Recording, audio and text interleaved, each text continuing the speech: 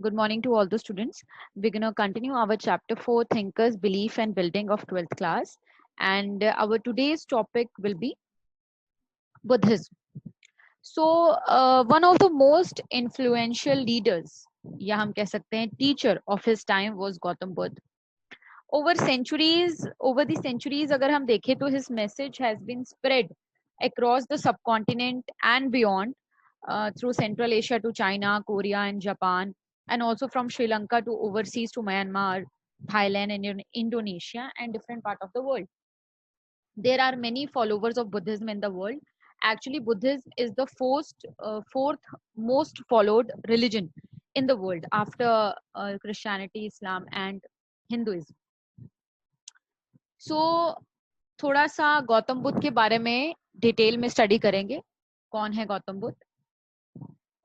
So Gautam Buddha was born at Lumbini Kapilavastu around 563 BC. Lumbini Kapilavastu is in Nepal. Gautam Buddha का जो childhood name है वो सिद्धार्थ था. He was also a son of a chief, और हम कह सकते हैं king of Sakya clan. His father name was Shuddhodana and mother's name was Gautami. Gautami उनकी step mother थी. His real mother actually gave him birth and died. That was Mahamaya. बहुत ही कम as में अपना घर छोड़ देते हैं. क्यों छोड़ देते हैं उसके पीछे एक बहुत एक इंस्पायरिंग स्टोरी है जो हम अभी समझने की कोशिश करेंगे.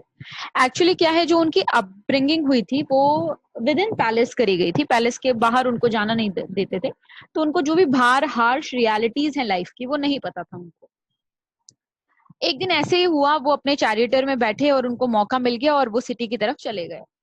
तो उनकी फर्स्ट जर्नी थी वो, basically first journey to the world, into the world outside was very traumatic. उन्होंने देखा, ये बहुत ट्रॉमेटाइज हुए वो, क्योंकि उन्होंने तीन चीजें देखी. तीन चीजें क्या थी, और उनको देखकर वो काफी सैड हो गए. तो उन्होंने क्या देखा, एक ओल्ड मैन देखा, एक सिक मैन देखा और एक डेड बॉडी देखी, कॉप्स देखी. ये तीन उन्होंने पर्सन देखे. तो उनको रियलाइज हुआ उस मोमेंट में कि जो ह्यूमन बॉडी है, ह्यूमन बॉडी का डिस्ट्रक्शन इनएविटेबल है, इसको हम रोक नहीं सकते हैं. एक पर्सन जो कि यंग है वो कभी भी बीमार हो सकता है, वो कभी भी वो ऑब्वियसली एक सर्टेन एज पे ओल्ड होएगा और उसके बाद क्या हो जाएगी, उसकी डेथ हो जाएगी. इसको हम रोक नहीं सकते हैं. साथ ही साथ उन्होंने एक होमलेस पर्सन को देखा जो मतलब उसने एक काइंड ऑफ वो ओल्ड भी था, उसको डिजीज भी थी, और उसने अपनी डेथ के लिए, he was just waiting for his death and he had found peace in it. वो उसी तरीके से अपना रह रहा था, खा पी रहा था, उसने एडजस्ट कर लिया था, अडेप्ट कर लिया था एनवायरनमेंट को, कि एक टाइम पीरियड पे he was prepared for his death, हम ये कह सकते हैं. सिद्धार्थ ने जब ये देखा, ही डिसाइडेड कि he also want to adopt the same path. वो ऐसे ये अलग काइंड ऑफ जो पैलेस में वो रह रहे थे, एक लग्जरियस लाइफ जी रहे थे, उनको वो नहीं जीनी थी. ठीक है. जैसे ही उन्होंने ये डिसाइड किया, सून after he left the palace and set out in search of own truth. वो ढूंढने चले गए कि भाई सच्चाई है क्या, क्यों लोग बीमार पड़ते हैं, क्यों ये डेथ इनएविटेबल क्यों है, डेथ के बाद लाइफ क्या होती है, कैसे सरवाइव करना है. ये सारी चीजें उनको जानने के लिए उन्होंने कम ही एज में अपना घर छोड़ दिया. ठीक है. And at the age of 35, ठीक है, at the age of 35 at Bodh Gaya, under the peepal tree, उनको सेल्वेशन, उनको एनलाइटमेंट मिला, जिसको बोलते हैं हम निर्वाणा. एनलाइटमेंट मतलब he got all the answers of all the question, he got the knowledge, he got the faith, he also was no he basically got all the answers he was searching for. तो उन्होंने अपना first sermon जो दिया है वो कहाँ दिया है, सारनाथ में दिया है, जिसको बोला जाता है धर्म चक्र परिवर्तन. उनकी डेथ कुशीनगर में हुई. साथ ही साथ हम समझेंगे कि जब गौतम बुद्ध की डेथ हुई, उसके बाद बुद्धिज्म बहुत रैपिडली कंट्री में फ्लरिश किया. ठीक है. जो पहले उनके जो डिसाइपल्स थे उनसे फैल के वो आगे आगे काफी लोगों ने अडॉप्ट किया. तो थ्री ज्वेल्स ऑफ बुद्धिज्म, जो थ्री ज्वेलरी है बुद्धिज्म की, वो है बुद्धा, धर्म और संघ. ये तीनों को हम डिस्कस करेंगे. ओके.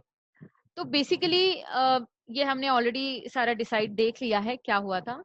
अब क्या हुआ, जब उनको एनलाइटमेंट मिल गया, जब he actually meditated for several years, उन्होंने एक Siddhartha actually decided to adopt the same path and soon after he left the palace, he set out in search of his own truth, वो अपना खुद सच्चाई ढूंढने के लिए खुद निकल गए कि भाई मैं ढूंढना चाहता हूँ.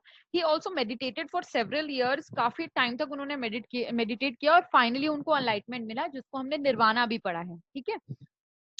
तो इसके बाद जब उनको निर्वाणा प्राप्त हो गया तो he actually after this he came to be known as Buddha. Then उनका नाम बुद्धा हुआ है. पहले उनका सिद्धार्थ था नाम, फिर उनका गौतम बुद्ध हो गया. ठीक है. For the rest of his life he actually focused on teaching everyone the policy of Dhamma. Dhamma is धर्म. धर्म मतलब जैसे काइंड ऑफ आप बड़ों का रिस्पेक्ट कीजिए, अहिंसा फॉलो कीजिए, नॉन स्टीलिंग, ये सारी चीजें काइंड ऑफ धर्म है. आप नॉन वायलेंस को, आप इसको बेसिक, इसका होल पूरा हम अगर बुद्धिस्ट को लेके तो नॉन वायलेंस हम इसको लेके चलेंगे. ठीक है. तो अकॉर्डिंग टू बुद्धिस्ट फिलोसफी अगर हम बात करें, the world is transient and constantly changing. जो वर्ल्ड है ये कॉन्स्टेंटली चेंज होता रहता है. Nothing is fixed. ठीक है. At the same time the world is soulless and there is nothing permanent और इटर्नल इन इट. अब हम जो within this transient world, जो हम ये वर्ल्ड जो एवरलास्टिंग नहीं है, थोड़ा थोड़ा चेंज होता रहता है, कंटिन्यूसली कुछ ना कुछ चेंज होता रहता है. Sorrow is essential to human existence. Sorrow जो है वो कनेक्टेड है ह्यूमन एग्जिस्टेंस के साथ, क्योंकि कुछ ना कुछ हम डिजायर करते रहते हैं, और जब हम डिजायर करेंगे वो फुलफिल नहीं होता है, तो उसके लिए क्या होता है, उसके लिए हम लोग सोरो फील करते हैं, फिर हमें दुख होता है. It is by following the path of moderation between severe penance and self-indulgence that human being can rise above these worldly troubles. तो जो हमारे गौतम बुद्ध थे, उन्होंने बेसिकली एक 8 फोल्ड पाथ, ठीक है, हमको फॉलो करने के लिए दिए, जिससे हम ये सफरिंग को कम कर सकते हैं, एंड कर सकते हैं. तो अब बेसिकली क्या बोला जाता है, या तो आप पूरा त्याग करिए और तपस्या करने लग जाइए. ठीक है. ये काइंड ऑफ बोला जाता है ना कि आप सेलिब्रेशन के थे. उन्होंने एक मीडियम पाथ दिया, जो मीडियम क्या था, ना आप त्याग करें ना आप तपस्या करें, आप एक मीडियम पाथ फॉलो कीजिए, जो उन्होंने 8 फोल्ड पाथ बताए थे. उससे आप वर्ल्डली ट्रबल से क्या हो जाएंगे, राइज हो जाएंगे, और आप क्या कर लेंगे, सीधा एनलाइटमेंट को अटेन कर लेंगे. तो हमारे बुद्धा के जो 4 नोबल ट्रुथ्स थे, ठीक है, ये इससे रिलेटेड है. देखो, life is full of sorrow, inevitable suffering है लाइफ में, वो कम नहीं हो सकती है. So what is the cause of sorrow? The root cause of sorrow is desire. There is a cause to the suffering. Third is there is an end to the suffering. How you can end this suffering?